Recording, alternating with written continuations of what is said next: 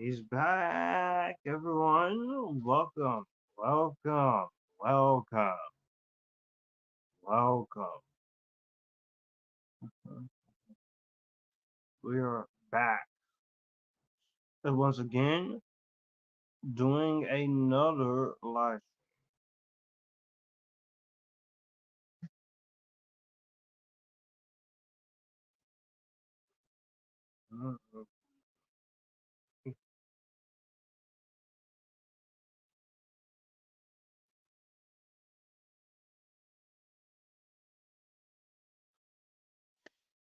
Alright, everyone. What's up?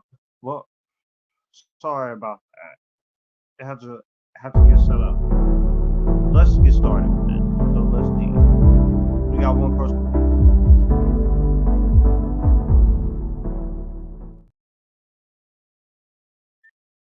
We got one person watching here, and that is, of course, Cole, Godzilla fan for life. He says the first three Matrix movies are the only good Matrix movies. Matrix 4, Resurrections, Regurgitations, or whatever it is, sucks. I heard this was good though, so I might watch it. So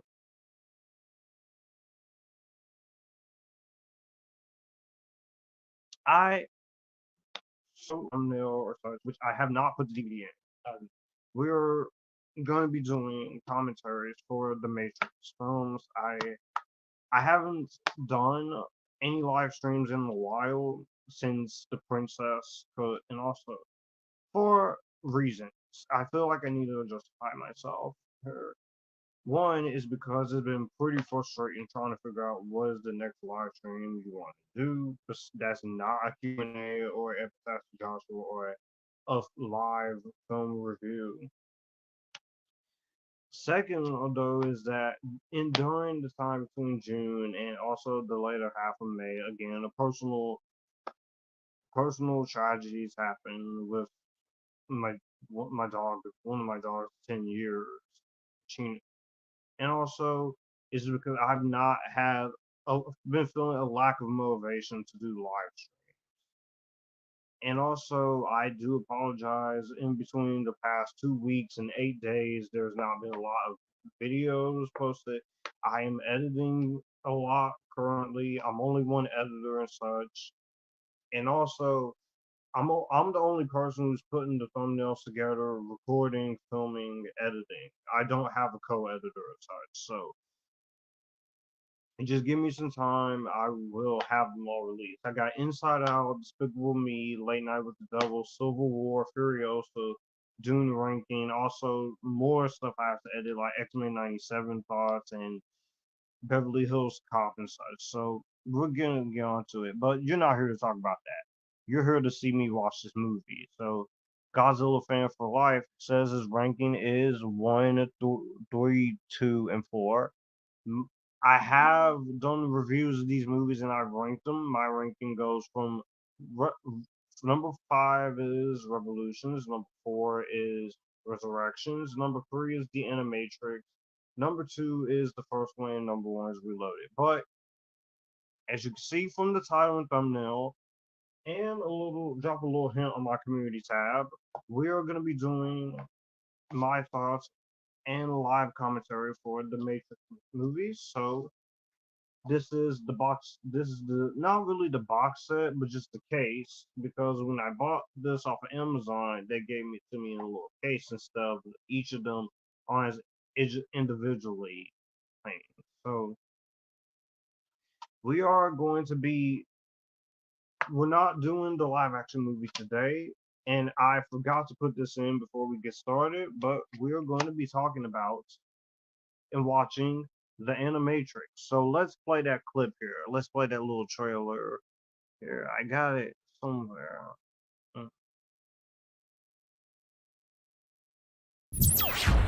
Now on DVD and video from the creators of the Matrix trilogy. I'm going back to the Matrix, and I want you to come with me. What is the Animatrix?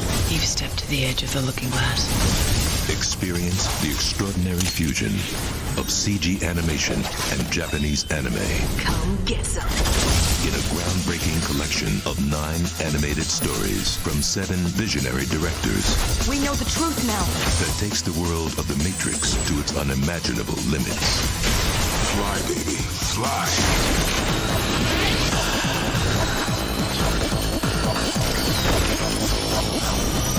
Hang on! The Animatrix. Discover how deep the rabbit hole really goes. Own the DVD and CD album. Yes, that was the little trailer clip for the Animatrix. What this is Now on series of DVD and animated video from the creators of the Matrix trilogy. I'm going back to the Matrix. And I want.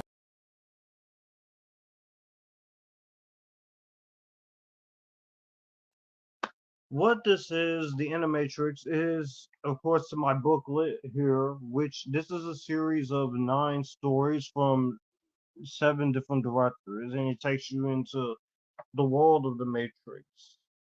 One of them is a 2-parter, so each of these do not that long. So this is under 89 minutes. So, and before I get started, if you have your own individual copy of this, be sure, whether you have it on Blu-ray, DVD, or you have the Ultimate Matrix Collection, or you can find it on HBO Max or wherever. If you want to watch this with me, make sure you sync it up to 0. I will tell you when to put it in. I just gotta put the disc in and press play, put the subtitles on, and we will get started. So,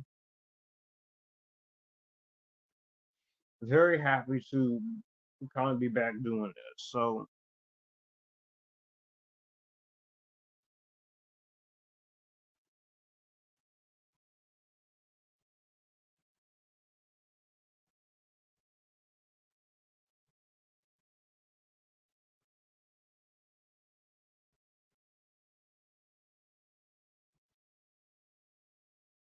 and yes, I am doing this on my phone. I usually so at so just give it a minute to sync. I forgot to press close with the remote, guys. I'm sorry. That's what happens when you kind of in the rush. But let me answer these comments real quick. FBI warning, Warner Brothers. We have said Cole says Megamind unfortunately bombed because it was the same week as Despicable Me 1 came out. As much as I really liked Despicable Me 1 and 2, we should have got a sequel to Megamind. We did get a sequel to Megamind, just not the one we were wanting. I give Despicable Me a 9 out of 10, Despicable Me 2 an 8 out of 10. Rob Crystal Johnson, hey, what's up, man? We got Village Roadshow logo, of course. And then there is a parental warning on this before I get started. That tells you, yes, this is not meant for younger audiences because of the intensity.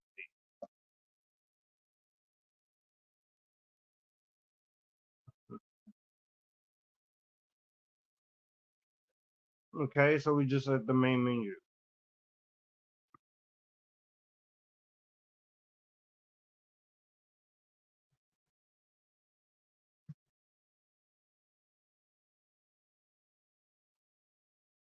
Hang on.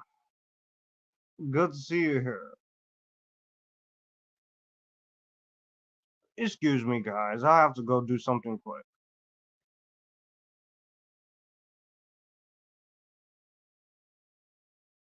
If you want to talk to me on the live. If you want to talk about this,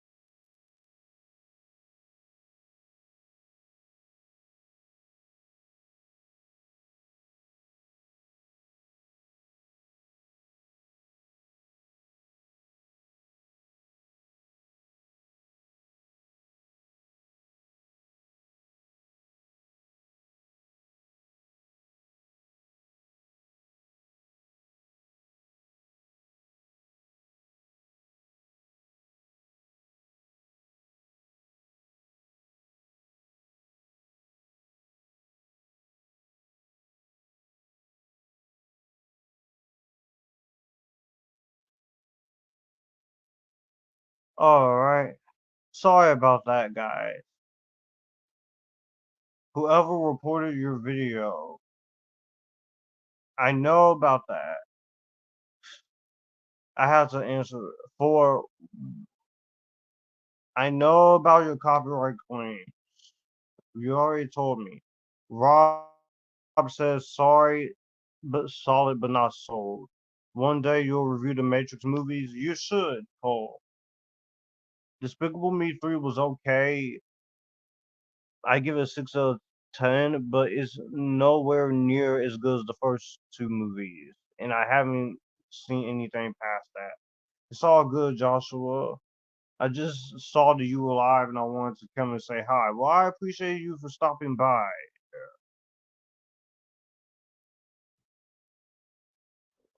Let's just go ahead and get to the phone.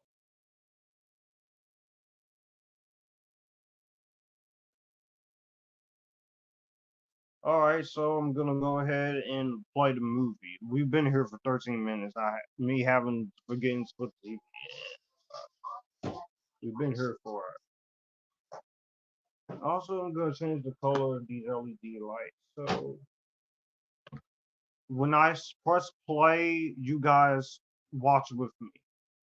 So I'm gonna count down in 10, 9, 8, 7, 6, 5, 4, 3, 2, 1, and we will press play right about now.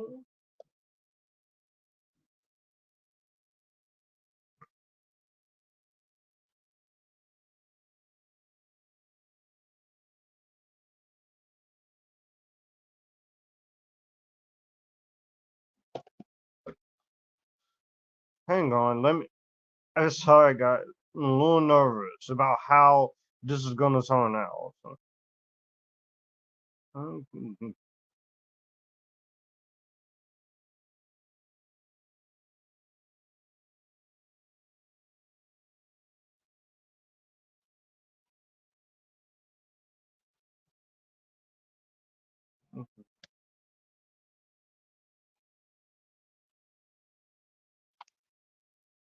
All right, we're gonna go ahead and watch the movie.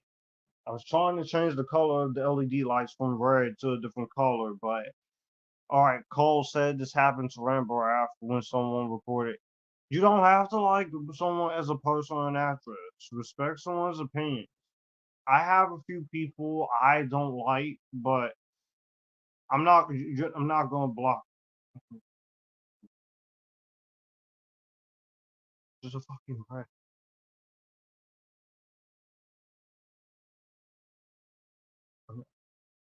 Hang on. Oh, this is the why I hate the fact that I do not have a fucking laptop.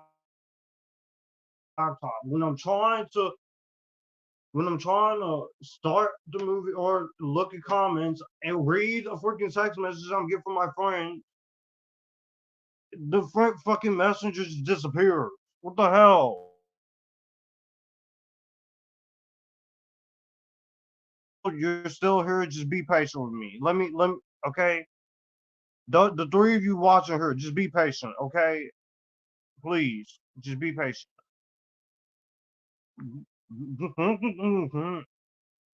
Yo, you are. If you want to talk about this, talk about it in the chat. I'm trying to.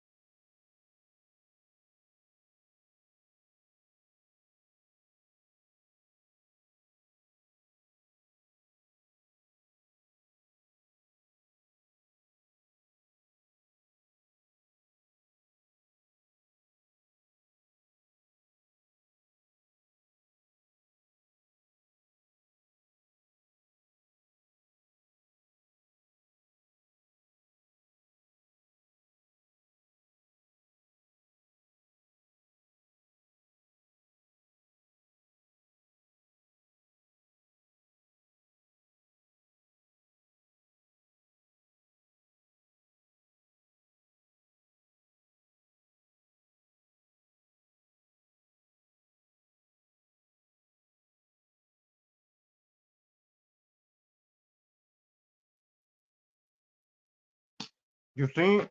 Uh, finally, finally, you decide to come. You show up to one of these things. Good. My friend John Avenger, a woman's touch. I'm not sure what Karen Gillan has to do with that, John, but at least you're here. At least you're here. Now, start with the fucking movie. I'm good. Ugh. Sorry, oops. Josh, calm down. Just relax. It's just you haven't done one of these in a while. You're doing it from your phone, and you're having difficulty. All right, let's just watch the damn movie. Okay, I'm finna start. Okay, all right.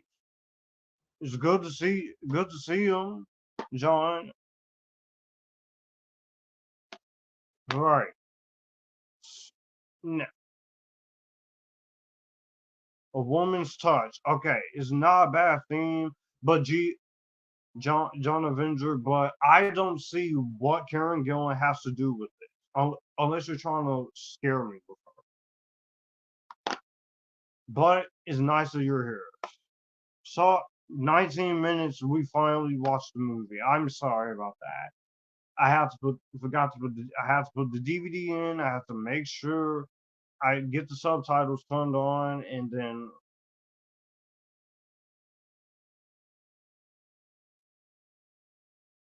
all right. So this first one is called Final Flight: The Osiris. This was directed by Andy Jones, and this was written by the Wachowski brothers at the time, but now they're just called the Wachowskis. This is a reference to a scene at the beginning of Matrix Reloaded when Niobe is talking to all the other characters about the transmission to the Osiris in the beginning. And this is their final transmission since they couldn't make it. Favorite rant by Don G. Corleone? I don't know. For me, TMNT rants. Um,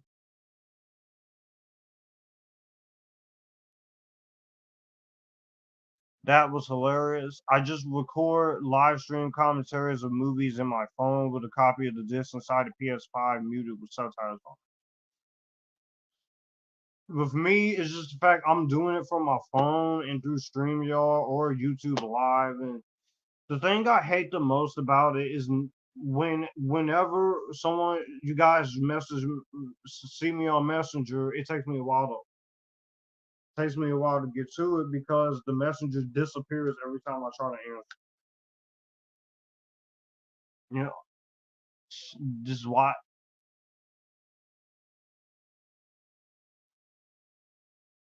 Here you see the yes, there is a little bit of skin showing, but again, this is the only short that's rated PG-13, sci-fi violence, sensuality, and language.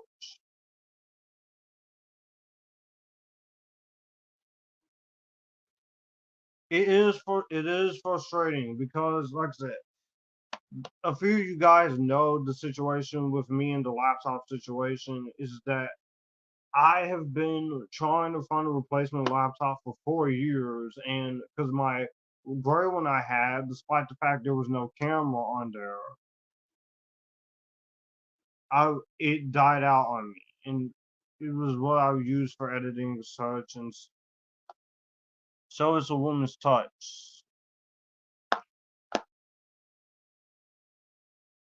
It's just frustrating, but we're better safe than sorry. Sure, hopefully the next one, when we do the first one, the first Matrix movie, I don't run into these problems. This is why I've been trying for the past 4 years to find a laptop, and it's been pretty stressful. But here is not even related to the movie. We're watching the movie. You see that Thaddeus, which is the character voiced by Kevin Michael Richardson and Pamela Adlon in this short, that they're trying to send a message to all the other ships, including Nebuchadnezzar, that they're being attacked by Sentinels and they're not going to make it. pretty much something you kind of see in one of the movies, but this is at the time in the 2000s, especially 2003, when the Matrix was everywhere. You had this, you had the two sequels, you had the online video game and such.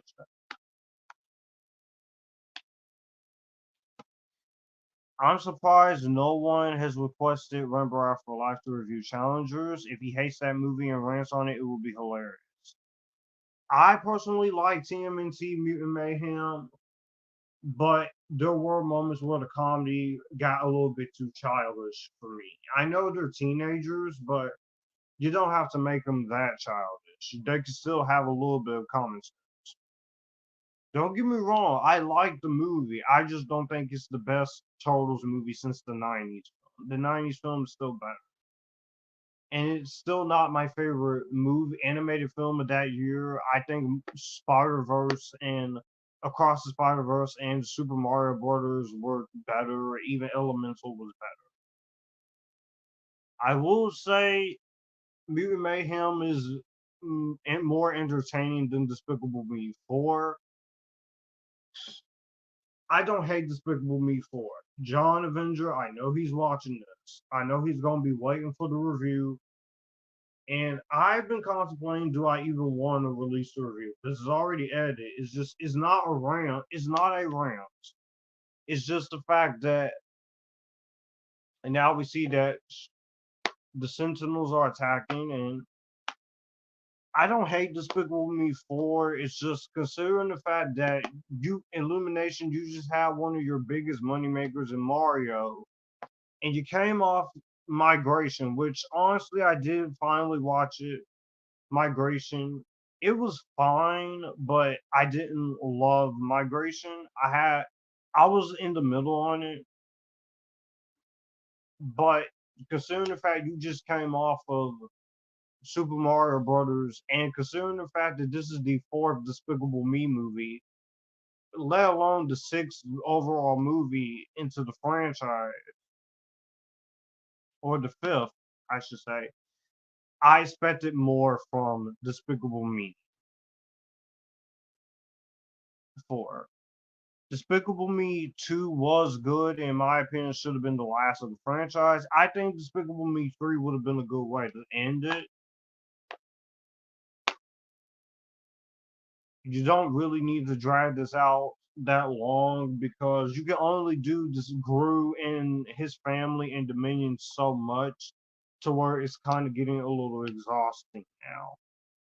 There's things I like in Despicable Me 4. Don't get me wrong. You will see the review. It's not all negatives.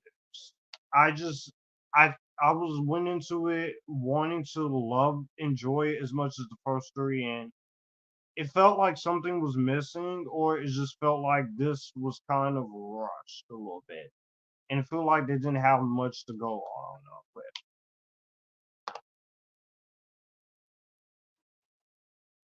John, we will talk.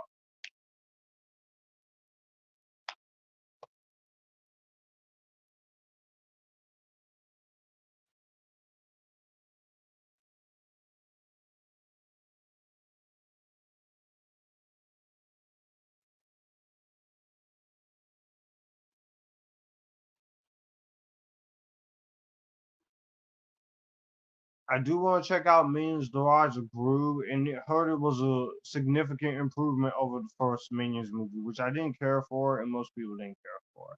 I'm in between with the first Minions movie. It's entertaining, but it's the same thing I'm kind of feeling when it comes to Agatha all along. The Minions worked more as supporting characters than they do as side characters. I mean, they work more as side characters more than they do supporting characters. And that's how I feel with Agatha all along. Now, don't get me wrong, I love Catherine Hahn. She is a beautiful, older, attractive woman, and she is a great actress. And as Agatha, I'll say it, she's too damn busy being sexy throughout her entirety of WandaVision. But when I look at her and I look at Wanda, aka the Scarlet Witch. Who do you think I'm gonna obviously choose? Who? No, all of you who watch it, including John Avenger. Who do you think I'm honestly gonna choose? Oh, and the Osiris just blew up, and the phone there, she just pretty much died. Exactly, the minions work as better as side characters.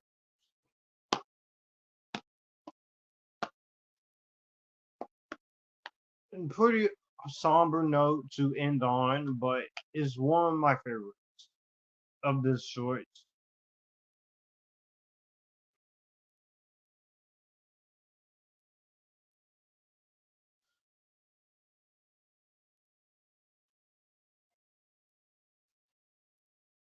I forgot to press the play all button. But it's alright. I'm still finna do this. So all I can just do is just skip the Osiris. But we go to my favorites of these. The second Renaissance, which if you are someone who want more of part one of the second Renaissance, which in this short, you're basically this and the second half of the second Renaissance. You're basically hearing the exposition of how man created the machines that they fight in the movies, and also how the machines led an uprising against them, and then how they depend on us as um as their supply. I think this is a more fascinating. I did review this, but in 2021. The second Renaissance Part 2 is directed by a Japanese director named Mahiro Maeda, written by Andy and Larry Wachowski, or Lana and Lily Wachowski, as they're now called. I'm just waiting for the Super Mario Brothers movie too. So am I. And you see in this little exposition story, they're telling you exactly how this got started. And also, for a while, it was great with the machine in terms of Illumination movie.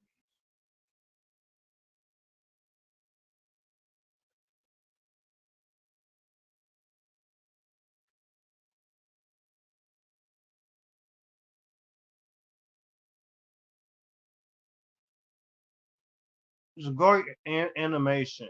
And that's the thing I like. This is a mix of CG animation and also Japanese anime. So I really do like that style of it. Those of you who don't get to see us on the replay and want to just hear the little small frustration, I'm pro- this will be released as a replay, and this will be released on to my Spotify, where you can listen to it in audio quality.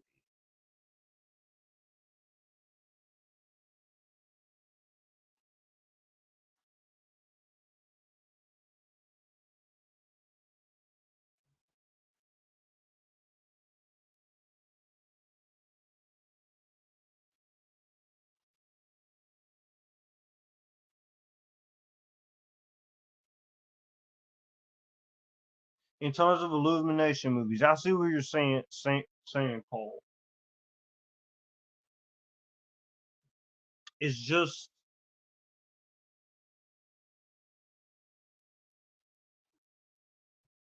I like Into the Spider Verse. I'm sick and tired of seeing every movie trying to copy it. Even though I liked Ultraman Rising. Ultraman Rising didn't really copy the animation style of Spider Verse for me. For Ultraman, it kind of works. It works because of what he is. He is a Asian Japanese property.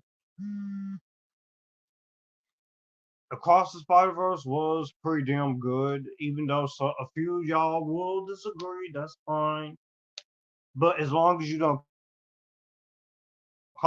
try to call me a gaslight me for enjoying the movie, because I've had some people say if you like that movie, you're gaslighting yourself for liking it. The sequel, no, is just a good movie, and that's all it is. I'm sick of people trying to bring their elitist crap into this. Just let people enjoy their movie. Okay? Those of you who like Despicable Me 4, I'm not gonna gaslight you for liking it. Same with me, Cole. I have not seen anything else Ultraman wise, but it made me kind of want to see what he had. And you see the machines and such are.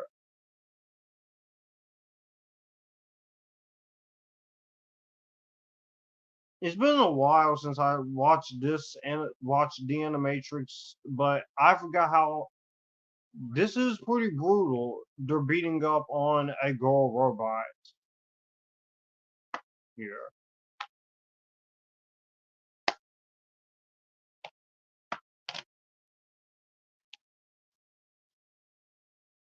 Very happy I was able to get this set for as cheap as I did back in 2021 when I helped out someone.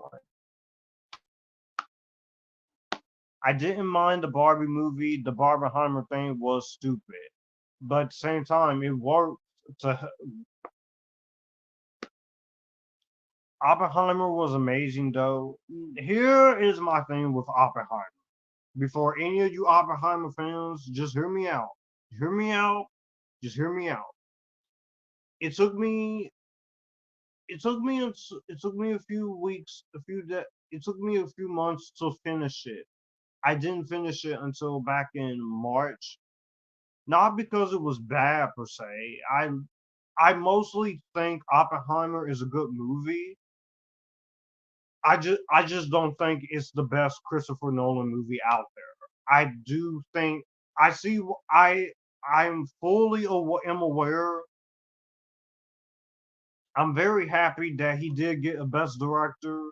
I'm very happy he got best picture. I'm happy that Robert Downey Jr. and Cillian Murphy got their Oscar wins, and which is well deserved. But I don't think it's the greatest Nolan movie he's done. I think Inception was better. I think The Dark Knight was better. I even think The Prestige, even though that's one of my least favorite films of his as well, was better. The thing for me is that I find it is almost a great as good as y'all say it is. It's almost there. I just feel like it could have been trimmed in a few spots when it comes to this whole relationship with him and this other girl, which Jean Tatlock, which she's just only in it to be the other woman. There's not much more beyond that.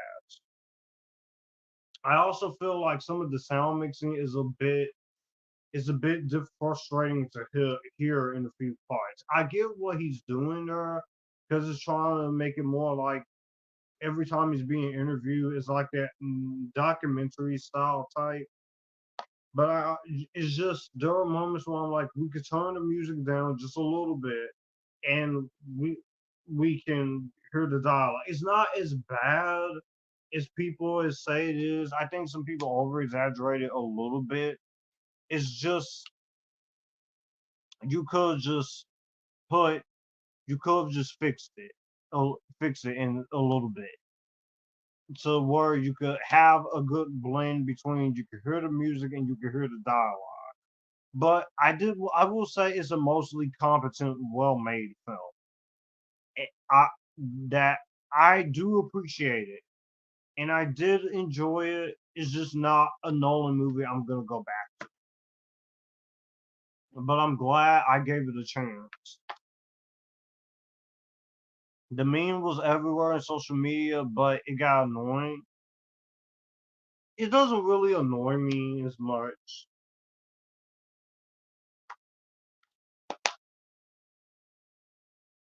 But it's a good. I did buy. It's a good thing I did buy this set. Oppenheimer was great. I'm not. That's what I'm saying, Cole. I'm not saying Oppenheimer is a terrible movie. I'm saying it's a mostly good movie. I like at least 75 to 80% of the movie. It's just the other half of it I have a few issues with. You could have cut out the other girl who's trying to get with him while he's married. You could have just trim it down or put an intermission in at least an hour and 21-minute mark, and you could have fixed the sound mixing a little bit. And I don't think it's Nolan's best movie. That's all I'm saying. I'm not saying it's a great movie. I'm not saying it's not a good movie. I'm not saying it's a crappy movie. It's a good movie. I'm just saying you could fix a few issues there. I would give it at least a 7.9 out of 10. And on my rating scale, it is a 3.5 star, so it's almost a 4. I do recommend it to people, but I'm not gonna recommend it to everyone because some people are gonna look at this and they're not gonna be able to take the scientific mojo stuff. Now we're in the second part of the second renaissance, and in this second part, this is where the humans try to shut down the machines, and then they go to war, which is pretty much, yeah. But this is a 10 disc set, by the way, which this came out in 2004 after the trilogy was done.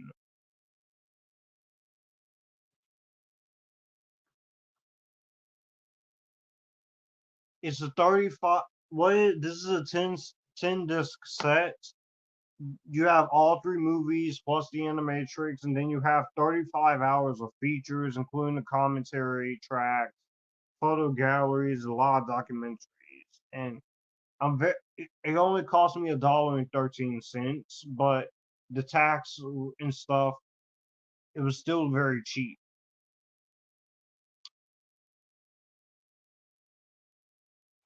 Oppenheimer was great, but the only issues I have with it is that there were some parts that were a little slow. That's one of the things I do agree on, and the sound music made it a little frustrating to understand the dialogue sometimes. Yeah, there are some moments in the movie where this mixing, but if Chris Nolan, if he does a horror movie, that would be interesting. Just make sure I'm able to hear what they're saying while hearing the music. You see that the soldiers here are trying to rebel against against these against the machine,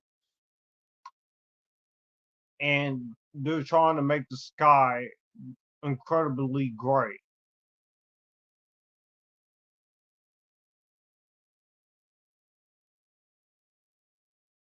The narration voice, which is a female voice, which goes back to John's comment, a woman's touch. And here we go. Oh, I love that shot. Just the machine, just the robot on top of the robot horse, and then they get into a war with it, and you see they're going crazy, and they're just fighting the machine. This second part of the second Renaissance is brutal, is disturbing, is also pretty bleak too.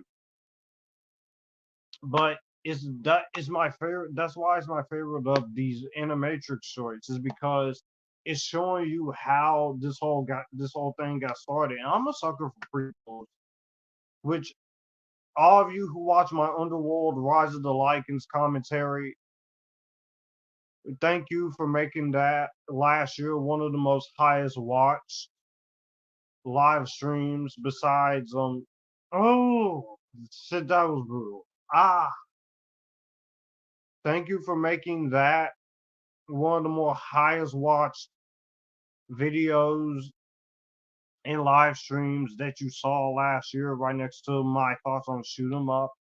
You guys really made that very impressive and very entertaining. So I definitely really like that.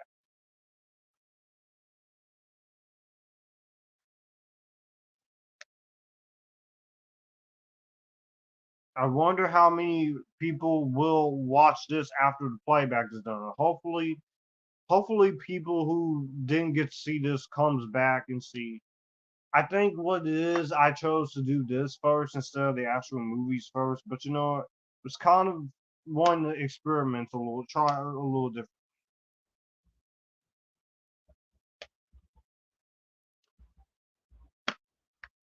Oh God, that is brutal. That is brutal as shit right there. We still have Cole watching, or John Avenger watching, whichever one identify yourself. I apologize if it took that long at the beginning. We're 44 minutes into the stream and I think 29 minutes into it, which this should have been. I should have get started this earlier, but again, this is the frustrations of not having a damn laptop's top. But you know what? I've been looking on Mercari and I've been looking on Walmart.com and such to see what will be the best price range for a new laptop because I don't just want any laptop. I want to make sure the laptop I'm getting is brand new. I also want to make sure it has the charger and it has just enough storage space for me to have what I need, like the editing software, and also if I use OBS or something for Twitch or something, which I am going to be using Twitch to use it as a way to do a few catch-up reviews again.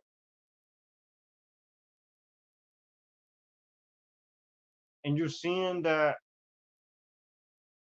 all this craziness ensuing here that they just blew up the city and then each the sentinels each person is basically being used as a battery, which he's been. But I love this short. I did a review of this in 2021. I started with this and then I reviewed Matrix 1, Matrix 2, Matrix 3, and Matrix Resurrections, which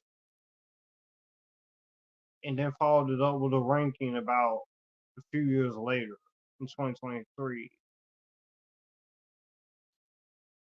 Which know what? Let me. I just noticed I haven't been putting the comments on display a lot. So Cole says, which movie is worse, Transformers: The Last Night or Expendables 4? Think, Joshua. Think, think, think.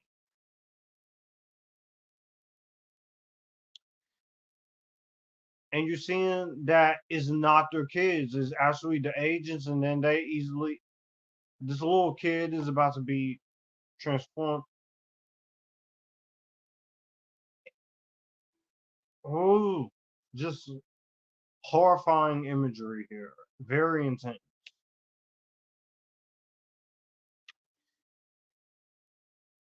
Okay, from a disappointing level, I'll say Expendables 4 because you have one job to be better than Expendables 3, and which I'm one of the people, I don't hate that movie. I just think it's okay, but I can definitely see why it kind of hurt the franchise. Whereas Transformers The Last Night, as someone who's enjoyed most of the Michael Bay Transformers movies than none, which I like the first three, I love the Bumblebee, and I really like Rise of the Beast. And I was someone who was a defender of Age of Extinction when I first saw it 10 years ago. I had a DVD and I thought it wasn't as bad as people made it out to be. So the next story and next short here is that we're going to be following is Kid's story. This is 89 minutes long, but the live stream is gonna be a little bit longer for this one. I liked Transformers the last night when I first saw it, but I've really grown to despise that movie throughout the years. Fuck that movie. The last night is just I'm really debating on which one is worse, but Expendables 4 on a disappointing level, but Transformers 4 5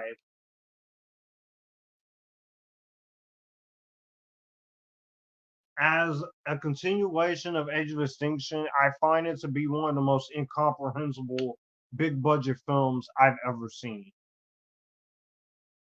This is following Kid from the sequels, which Matrix 2 and 3. Kid was played by Clayton Watson. He is the one guy who was obsessed with Neo because he freed him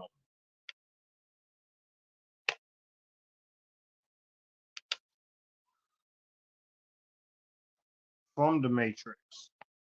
And this short, you get to see how he got freed and how he got out. Transformers: The Last Night is one of the worst movies ever made. Is it one of the worst things that's happened to cinema? No, it's just one of the worst movies that I find to be pretty disappointing when you compare it to even the first movie or such. Revenge of the Fallen, I have my issues with it, but you know what? Revenge of the Fallen, I can at least watch. Whereas, whereas the last night, there's almost little to nothing nice I can say about it. I'll give the movie credit. I like the action. The movie is shot very well, and I will say the cast is trying. All of them is really, and I even like some ideas they want to explore in the last night. But between the incomprehensible script, the crazy aspect ratio change, which really gets on my nerves, and the fact that you have six editors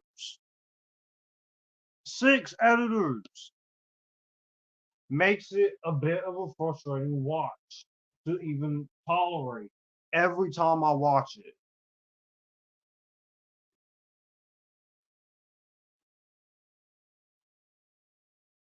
You see that Kid, yes, the character's name is Kid. I'm not just calling him a kid.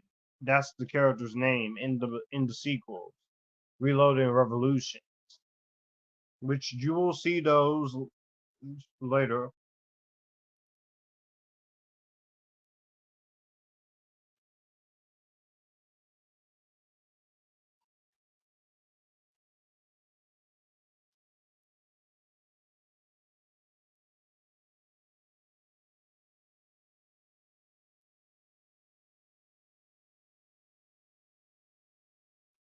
What happens is that he's in class, and the thing I like about each individual shorts in this Animatrix is that each of them have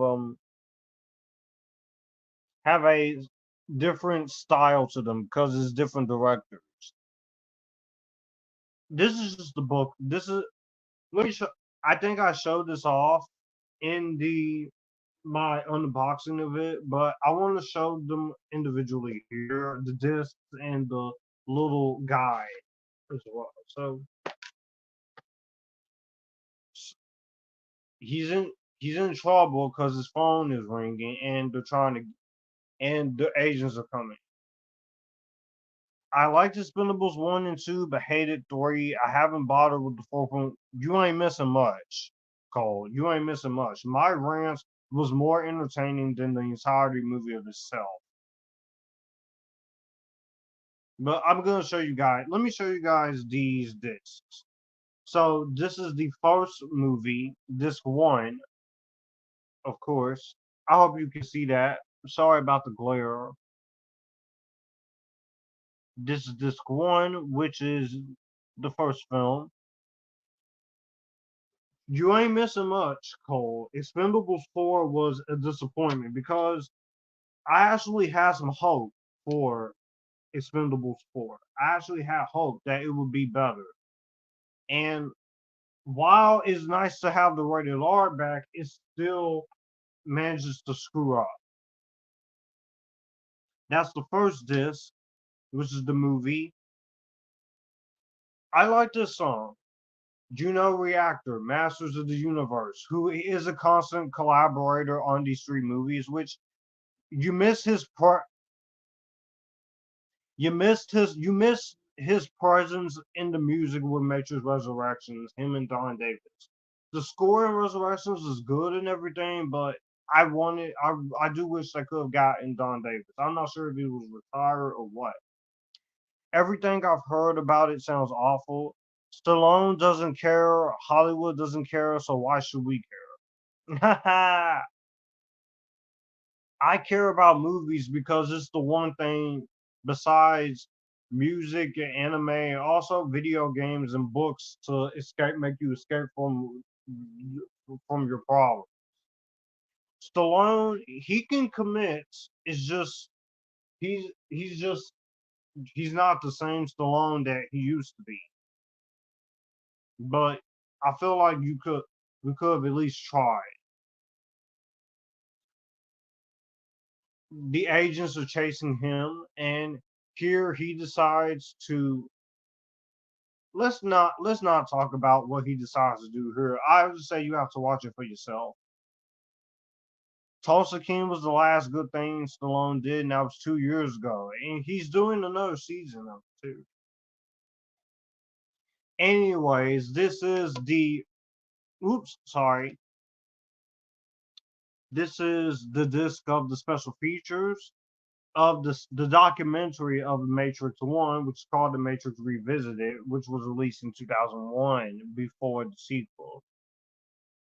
Talking about the making of the film and also the special features carried over from the original DVD released in 1999.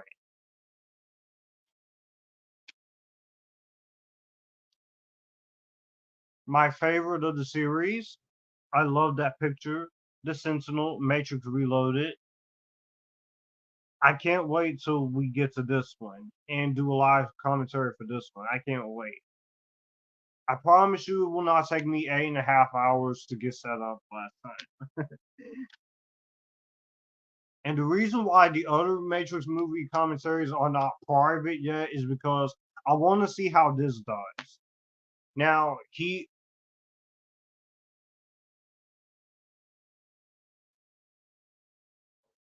just jumped out. And here we have his funeral, but he got out of the Matrix. Through, in which Neo keeps telling him, I didn't save you. You saved yourself."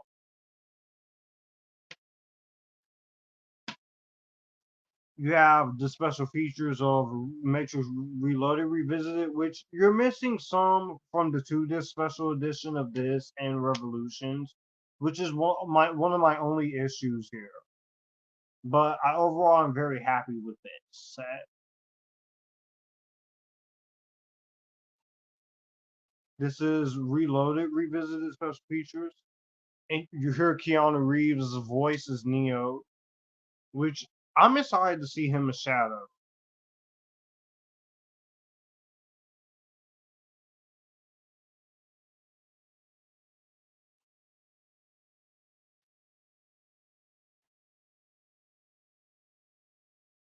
You also have Matrix Revolutions, which the end part of the movie where Neo decides, if I'm gonna fight Smith and destroy him, there's gotta be peace.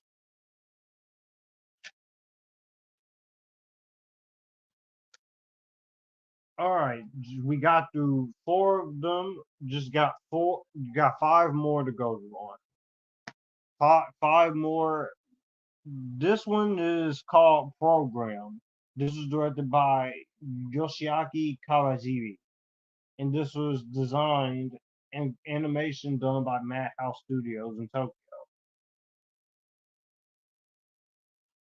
The directors of these are Andy Jones, Mahiro Maeda, Yoshiaki Kawajiri, who directed two, Shinshio Watanabe, who directed two of them, Koji Morimito, Morimo, Morimoto, and Peter Chung, the creator of Aeon Flux, did one of these. So this one is programmed. So here during the simulation, you have a crazy character fighting another character, which the shot of her on the horse walking through fire.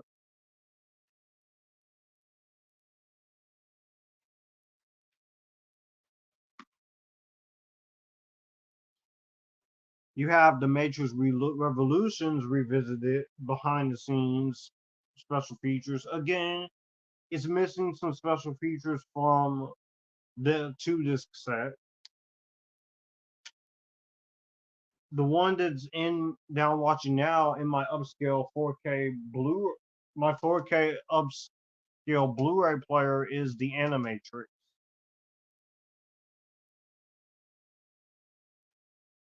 So there's that. Number 8 is The Root of the Matrix, of course.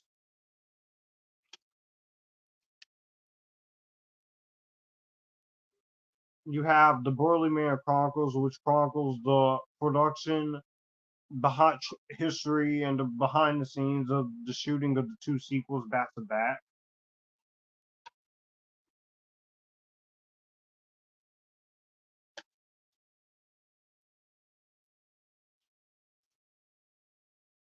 And then the last disc is just the Zion archives, where you get the trailers, TV spots, photo galleries, and you get music videos for the first two. Marilyn Manson, Rock is Dead, and then you have Pod doing Sleeping Awake.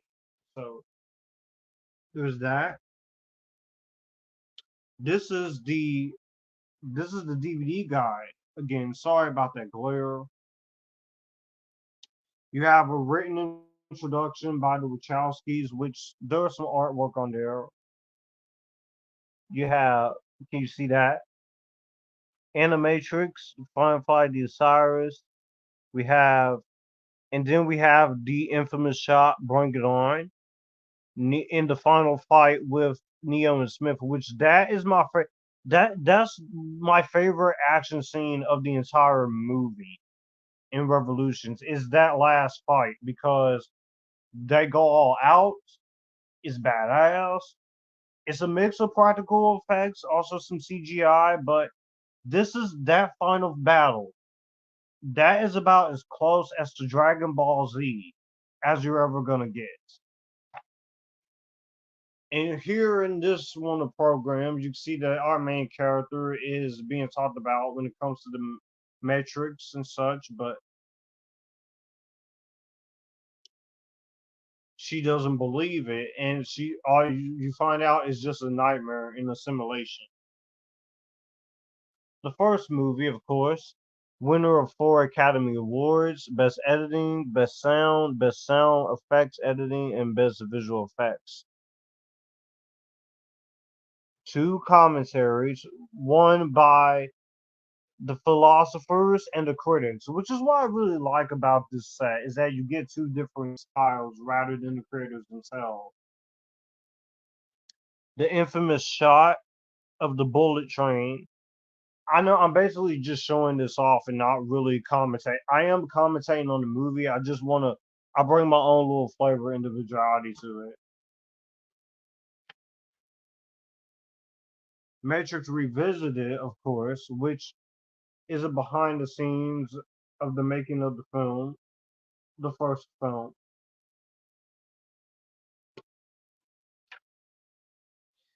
Reloaded, my favorite.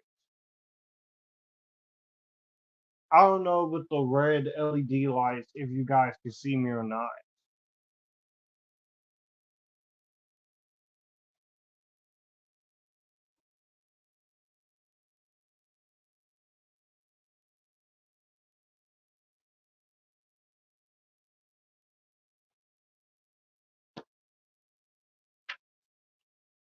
Reloaded, Revisited, of course.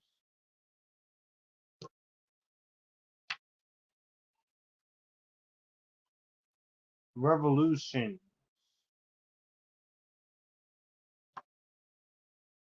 Say whatever you want about the trilogy, but the Wachowskis, they had a plan, and decided to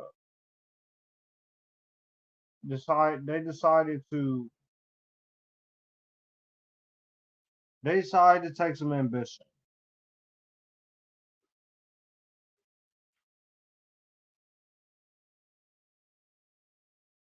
I knew this was nobody's watching, so I knew this wasn't gonna work. But at least I'm doing it for me. I need to do this.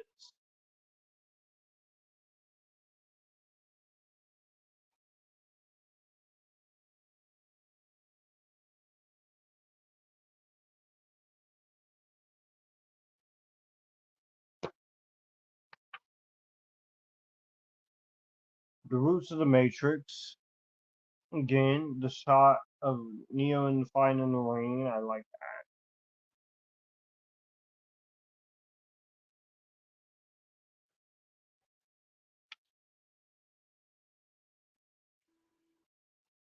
the Broly Man Chronicles, and then you have Designer Archives, which I've taken a look at the costumes and such.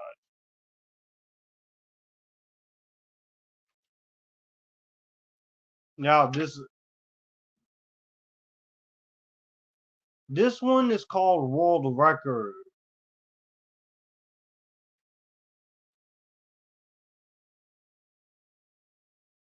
which you follow a sports player and he thinks he is free out of the Matrix, of course, but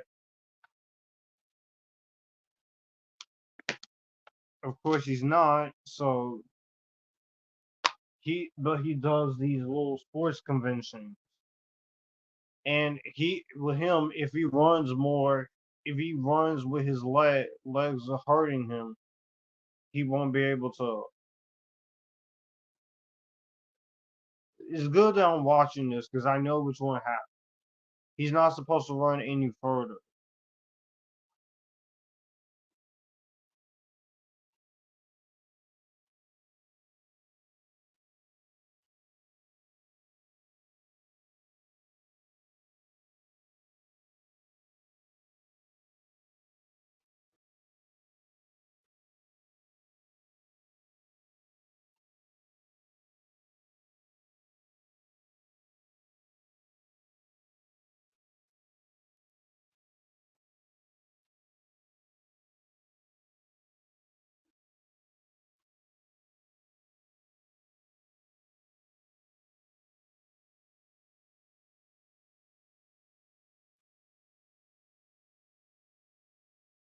That is a great visuals there.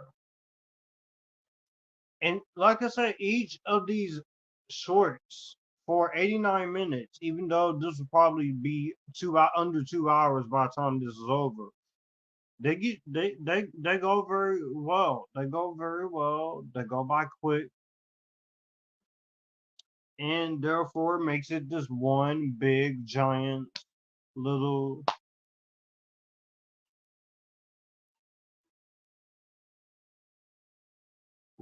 big giant little short.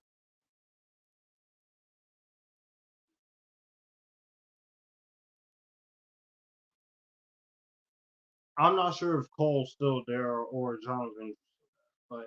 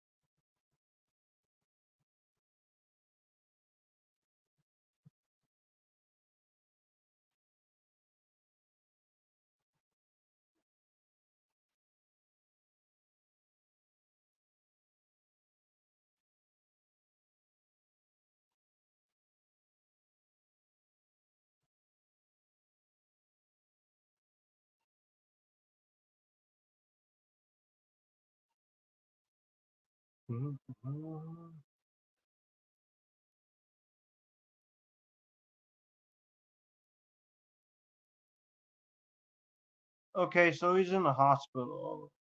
So, hey, let me try and find it.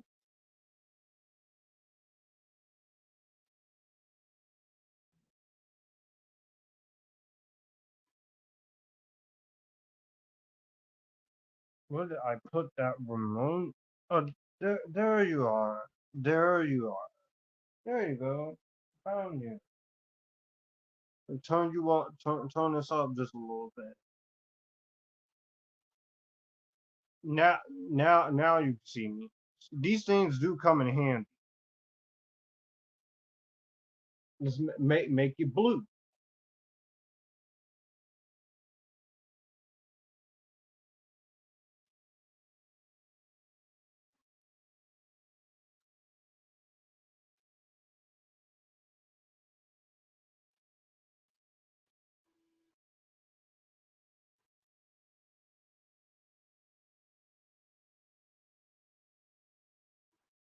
Orange? No, no. That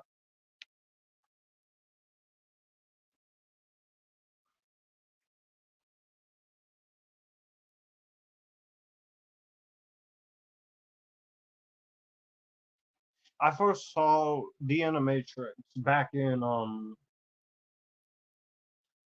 I just first had the four movies by themselves, and the sequels didn't have the special features discs. I just had two and three by himself, and there was like side A, side B.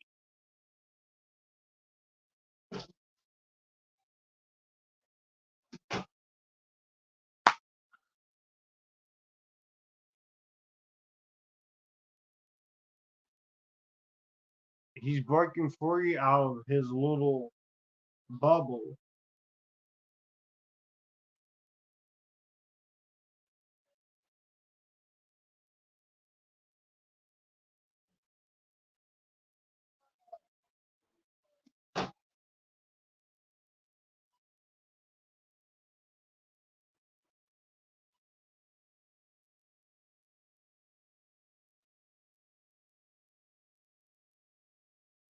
Trippy imagery here, like you're watching an anime cartoon.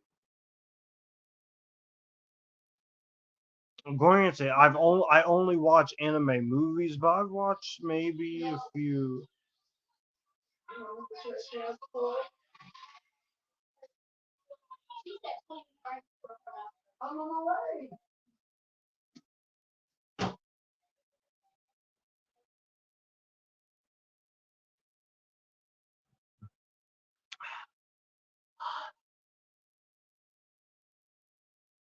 Sorry guys if I'm like pausing and talking in the middle or such. I have a canker. I have a little sore, a canker sore next to my gums on this side.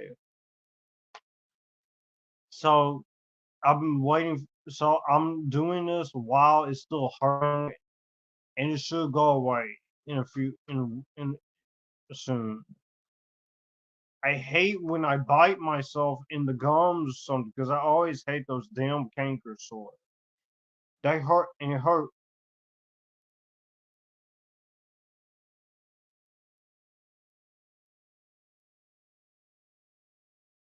Now he's in a wheelchair, of course, and the lady in the wheelchair offering to take him home.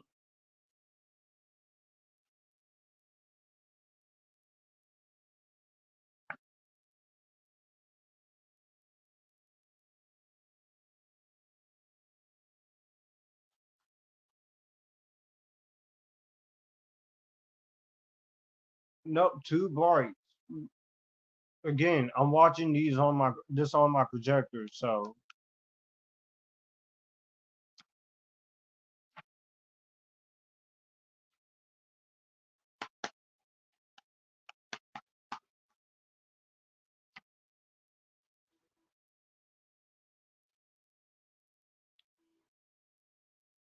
Okay, let's try and make it a little interesting here for the like.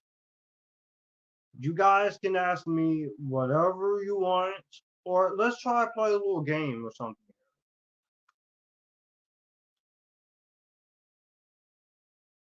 What is everyone's favorite Japanese anime? Go to.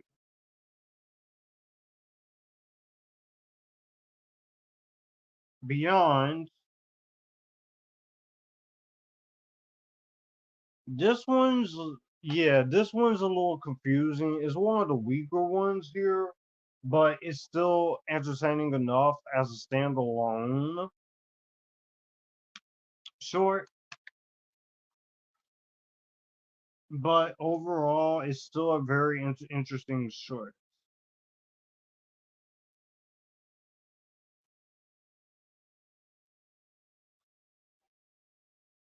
But what's your guys' favorite anime short?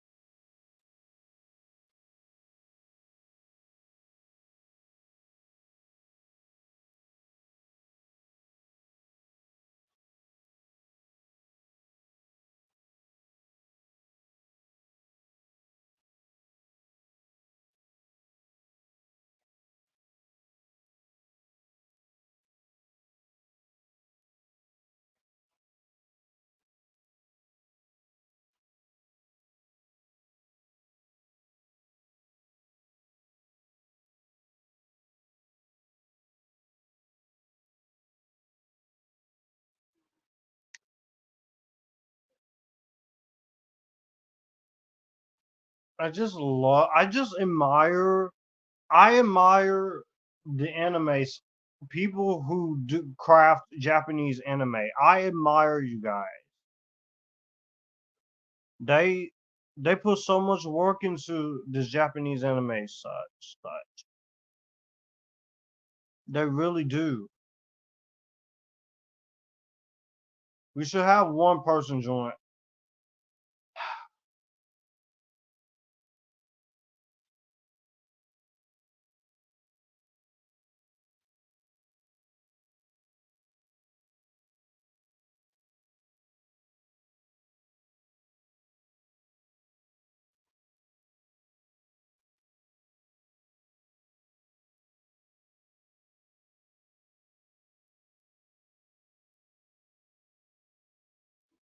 It's just so visually mesmerizing, especially for 2003. Love these.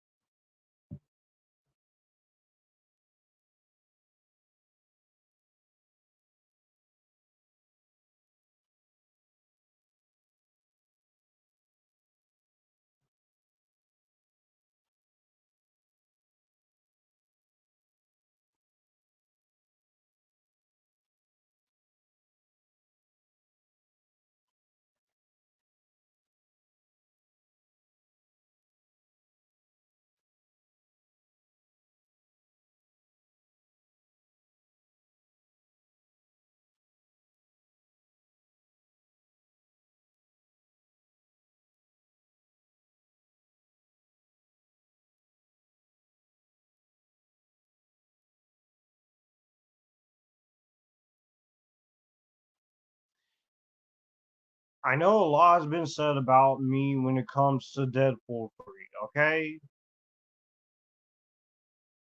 I can't help it if I'm feeling a little some heavy conflictions on it.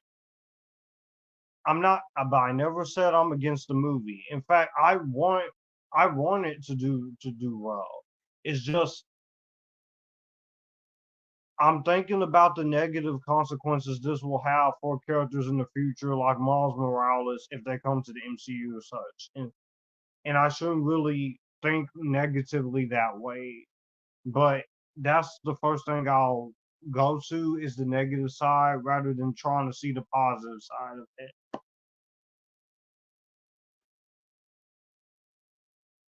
But everyone else is seeing that movie on July 26th.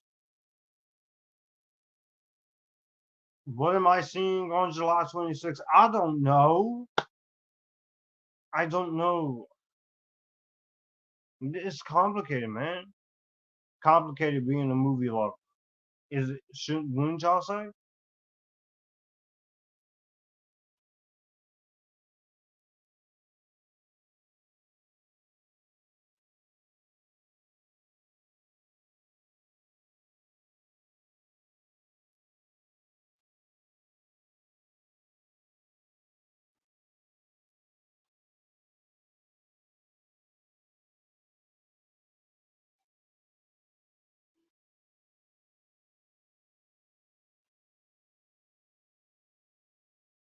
But again, I'm not against Deadpool 3. It's just I'm scared for it because it's been pushed back by a strike. It was made during two strikes. Plus, Ryan Reynolds, he's one of the writers this time around. I am scared this movie is gonna erase the stuff of the past. Even the stuff, a few things post Endgame I actually enjoy. Or the future, like Miles Morales or something. But I know it won't be like that. So I shouldn't really get so fearful about that. But after all, movies are my escape. So mm,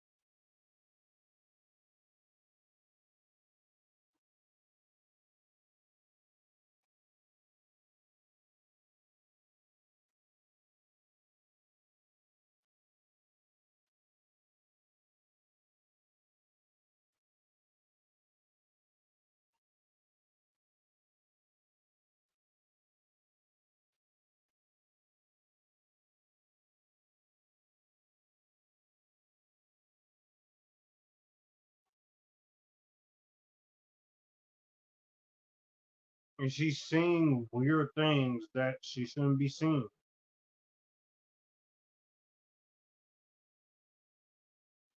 You can have Caitlin Deaver in a movie that is kind of like an anime, and maybe people will watch it, but people want the real anime. They don't want Caitlin Dever anywhere near something like that. But she's a grown woman. She can take as much risk as she wants.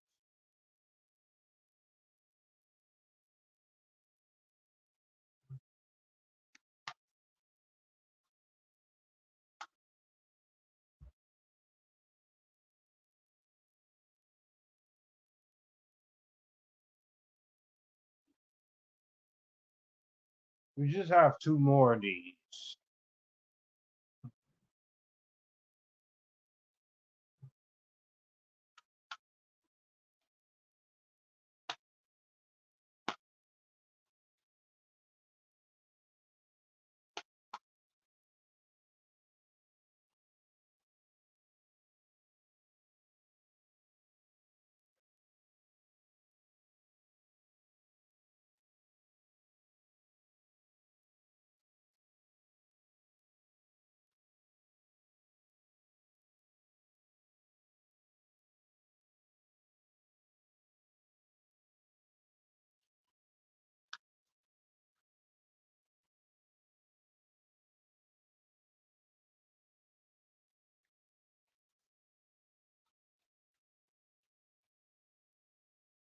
She's scared.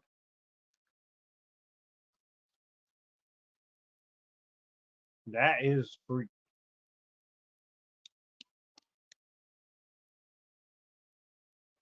Oh, John. Oh, I know why he disappeared. He's commenting on my album. I should have known. John, he never fails because he's trying to give his friends some support. Also, what y'all think of the change I made to the little? Because it was called Epictastic Joshua and also subscribe. So I decided to put my name and also creator of Epictastic Joshua. My mom's calling me, guys, so just we'll pause it here. I'm going to go. I'll be right back. I'm going to go get my. I think she's calling me to get some food. I told her about this, not in the middle of a live stream.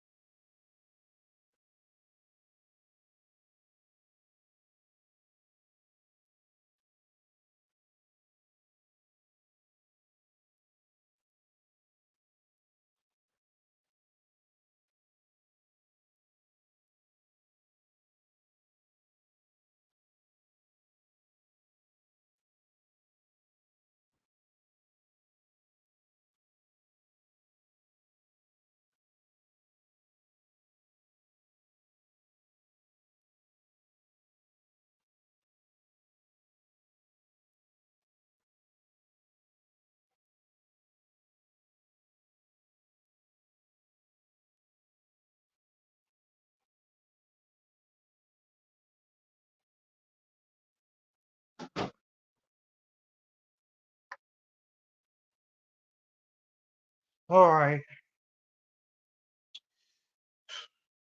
had to go get some food, guys. I need to eat something. I told my mom not to interrupt when I'm in the middle of a live stream, but she's my mom. I love her. She's trying. I have to eat something. I haven't ate all day.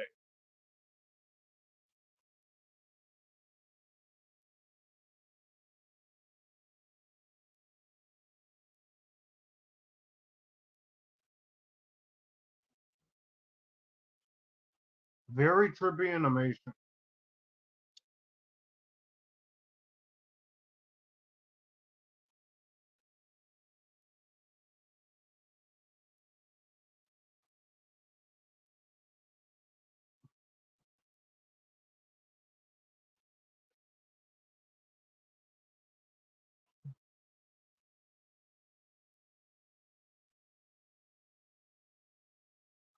Now we got two people watching.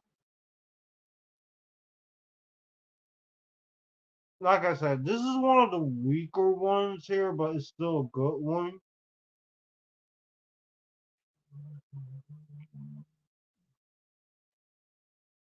Because you're just going through the environment she's in and seeing what she's seeing.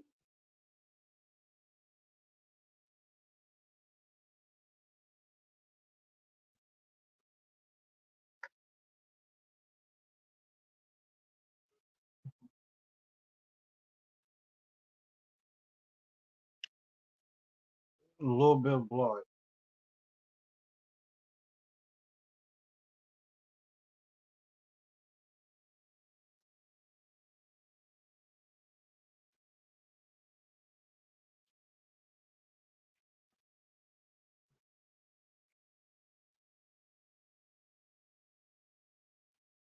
And there's that iconic Matrix code. Yeah, another one of my favorites. And there's a clear reason for it. Film noir. I love film noir. Blade Runner such.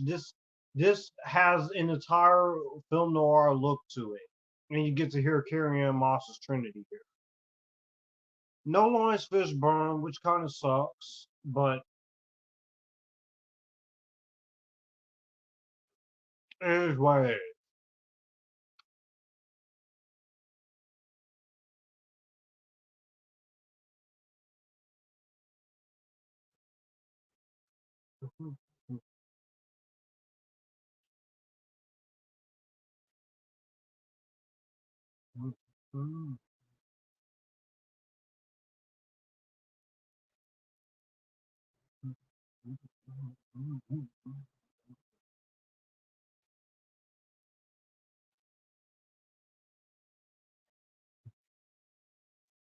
A detective here.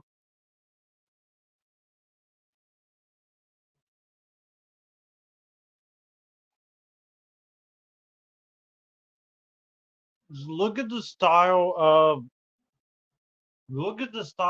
animation here.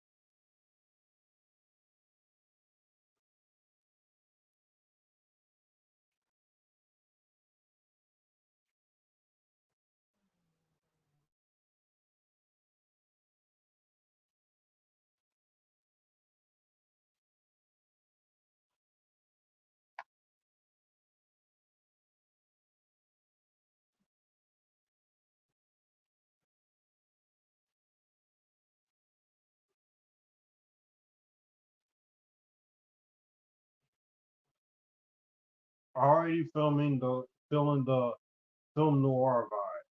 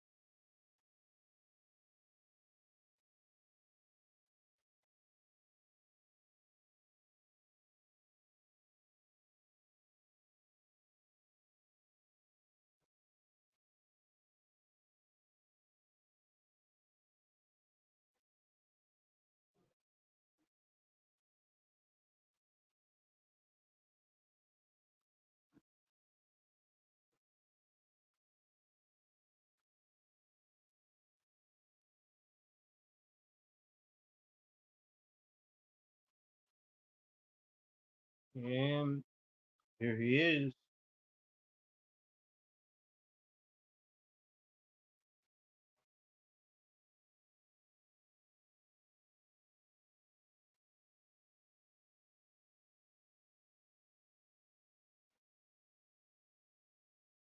The sheer visuals here are just beautiful. Look, film noir, it is great. Man.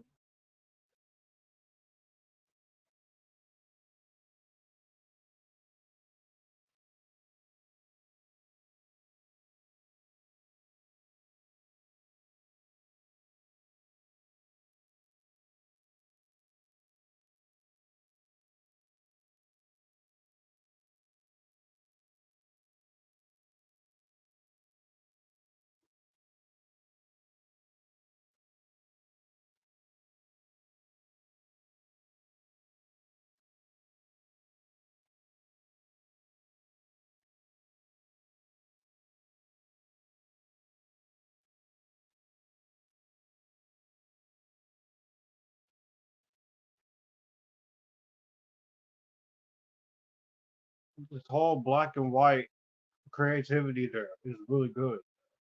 Love that. You have Carrie Ann Moss is Trinity.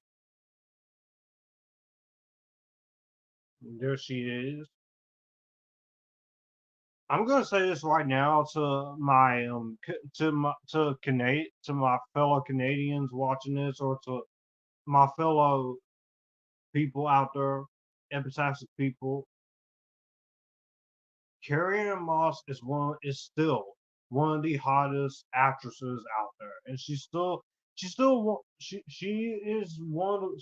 of the more underrated actresses out there. Even if the movie's not good, I've always liked Carrie Ann Moss. I don't know why. I don't know why her career didn't take off as big as Keanu's and Lawrence at the time. Maybe it's just people they weren't ready for Carrie Ann Moss or something. I don't know. But she does have some decent movies after this.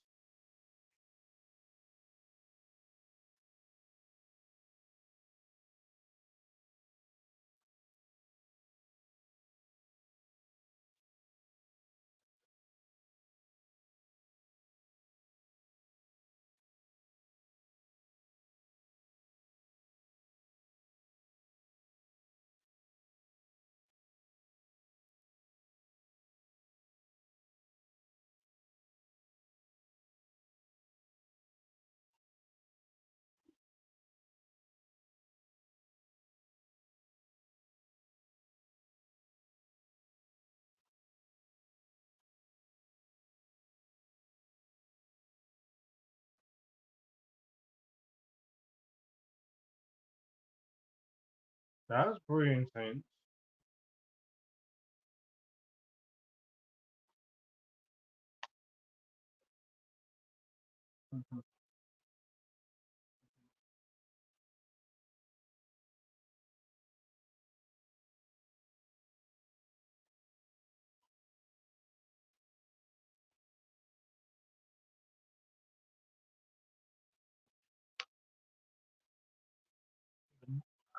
Again, if you have not seen The Animatrix, if you have, it's on HBO Max, and also it has a DVD, a VHS, and a standalone Blu-ray. If you get the Ultimate Matrix set on Blu-ray and DVD, but this is worth the shot. It goes into the world of the Matrix. You got 9 animated shorts, and it's worth the shot.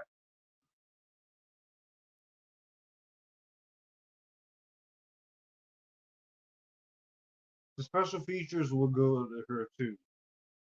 Scrolls to screen the history and culture of anime, which you explore the phenomena of this exploding worldwide art form through glimpses of the genre's greatest achievements and the observations of creators and historians and other leaders in the field.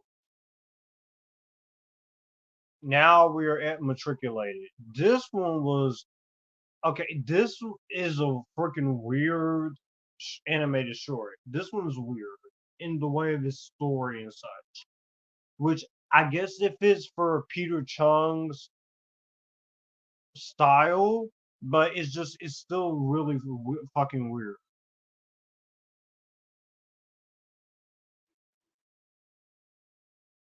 Yeah, it, scrolls to screen is the history and culture of anime, plus the making of documentaries of each film, which profiles the evolution of each one's unique style throughout designs and animatics and biographical profiles of the directors and animation producers. There is a commentary only on the second Renaissance. I wish the others had audio commentaries, but it's no big deal because I get to do one of this. Even though half of this I haven't talked over. And my prediction is right. This is almost we'll be done with this for under 2 hours. This will be an under 2 hour live stream. Holy shit!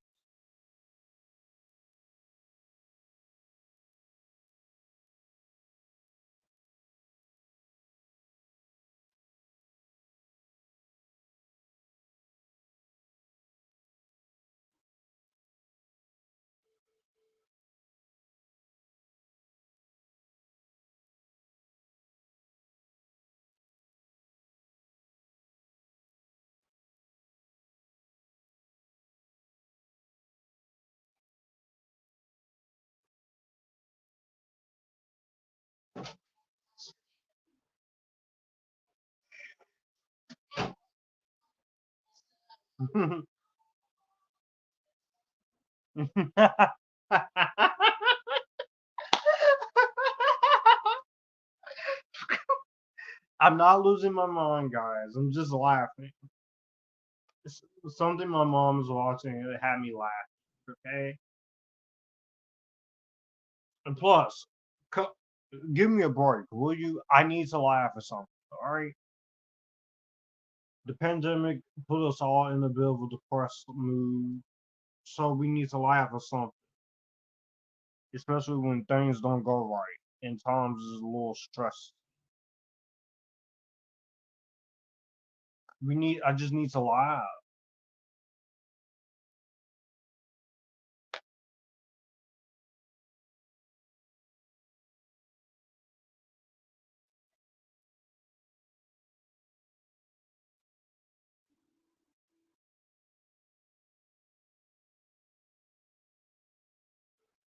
The voice acting in each of these is really good. You got Kevin Michael Richardson, Pamela Adlon, which her daughter is Gideon Adlon, who I saw in Miller's Girl.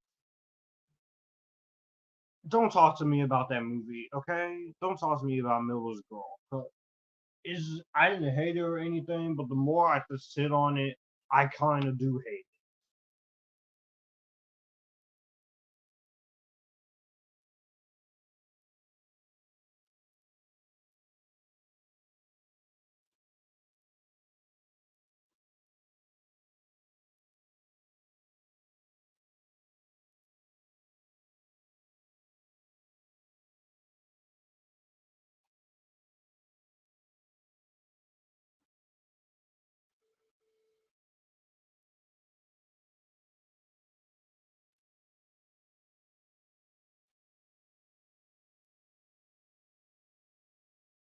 Just this is a really well put together set, and this is one of the best sets Warner Brothers has done. This is a great set. I really love my box set of the Lord of the Rings set, which even though it's New Line Cinema, and also the Harry Potter Hogwarts collection box set, which is pricey as hell, but I've seen unboxings of it and people who actually own it. I would like to get that set probably one day, even though I have the movies on DVD.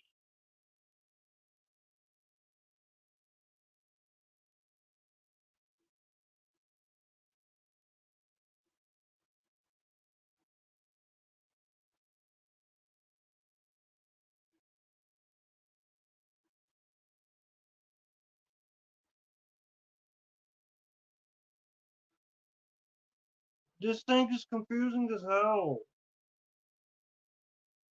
But I'm also intrigued because of Peter Chung's visuals. I haven't seen Aeon Flux, but I have seen the movie, Aeon Flux. I've never. This is coming from someone who's never seen the anime, and I'll say it's okay as a guilty pleasure. It's okay.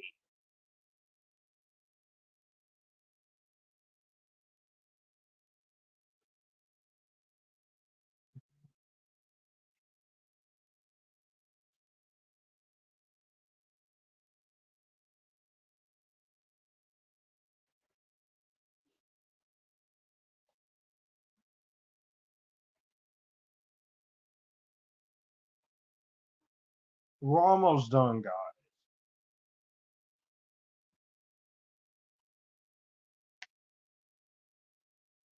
Hmm.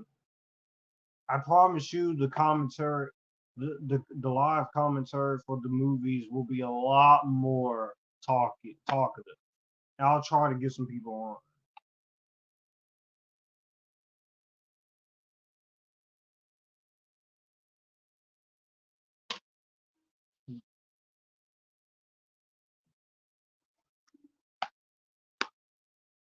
Hmm. I know I got some notifications I'm gonna have to check after this, but the Furiosa review is almost done editorial wise. It's almost finished. I just have to do a little more cutting down, and put the trailer and pictures in, and it'll be all set.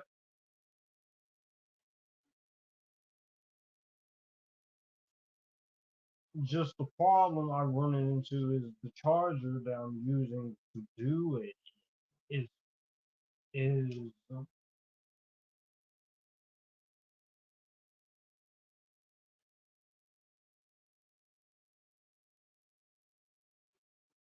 that is what the animation studios, that is crazy.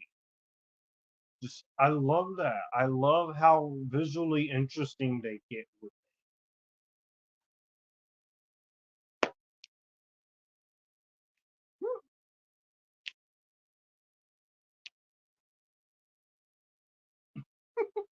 I don't know what I call myself doing there. I'm just doing.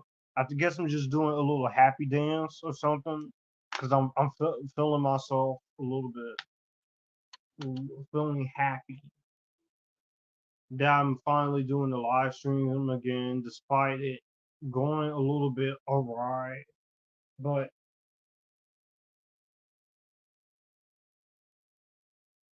okay, this is crazy. Crazy. This is no no no no no no no no no no no no no no no no no no.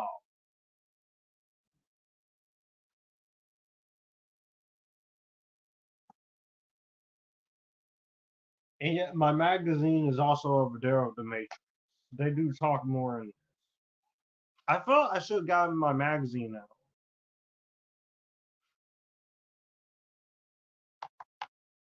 Will Smith, how do you turn down the Matrix? I'll never know. But at the same time, we wouldn't have had Keanu Reeves. So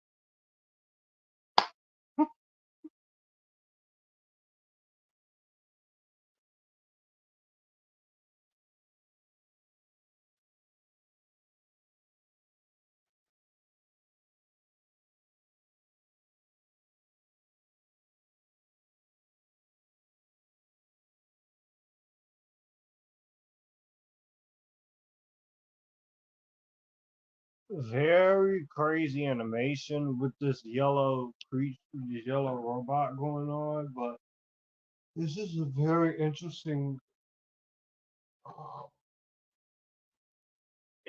way of going about it. Ah, woo.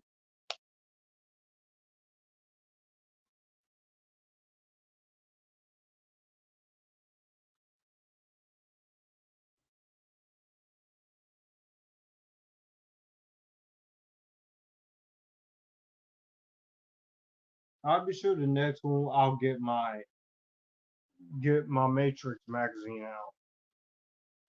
Maybe read through it with it.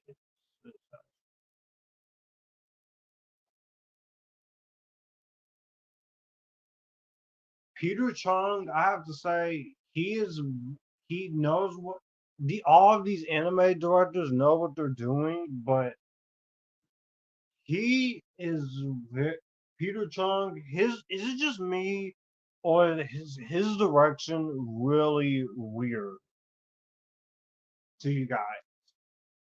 To those of y'all who've seen his other stuff like Aeon Flux and stuff, how is his anime style in those movies? Here,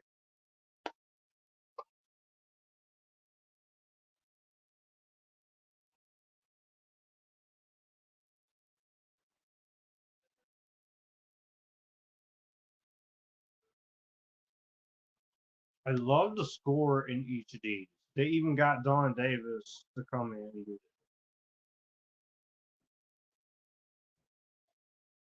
The Animatrix is a good out. Has a really good CD album too.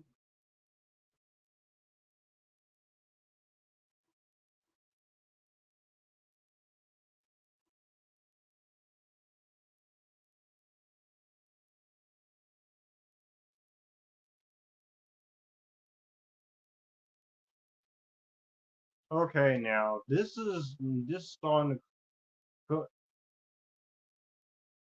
Whoa, whoa.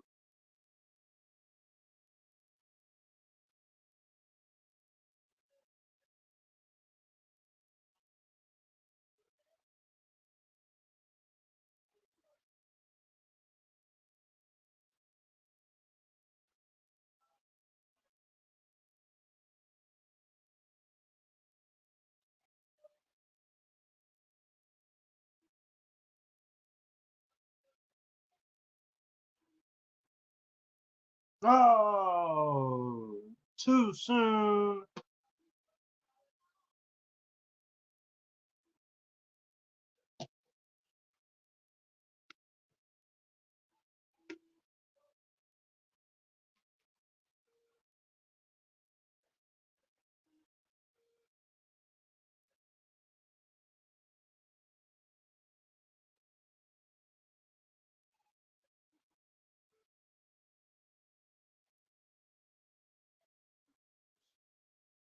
There's the crazy action.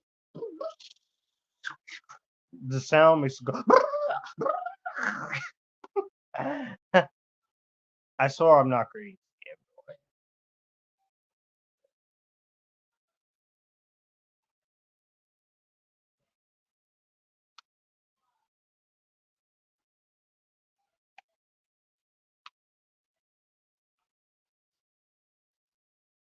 Oh, the Sentinel.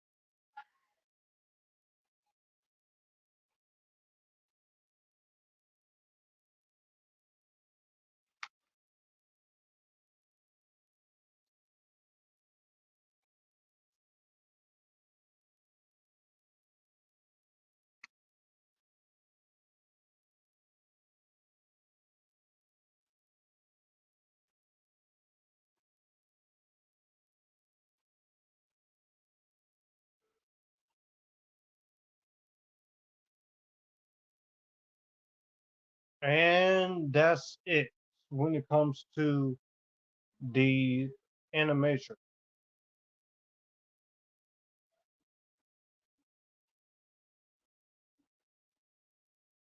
That's it for the Animatrix, everyone. That's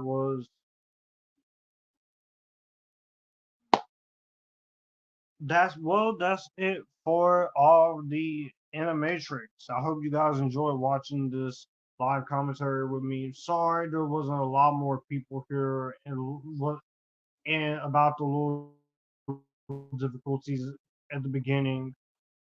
Hopefully Matrix 1 through 3 we go through just fine and things are perfectly content. So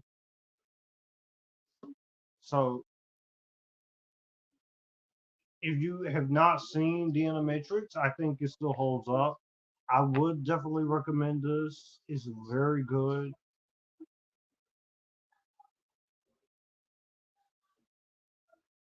A few of the stories are a little weird and such, but overall the animation is great. I like how they try to experiment with the world of the Matrix with different directors and such, and it overall, at least, it was an interesting experiment that paid off in the view of the Matrix. So I'll see you guys in the Matrix in a few days, and Matrix Reloaded, Matrix Revolution spread over the entire weekend or weekday.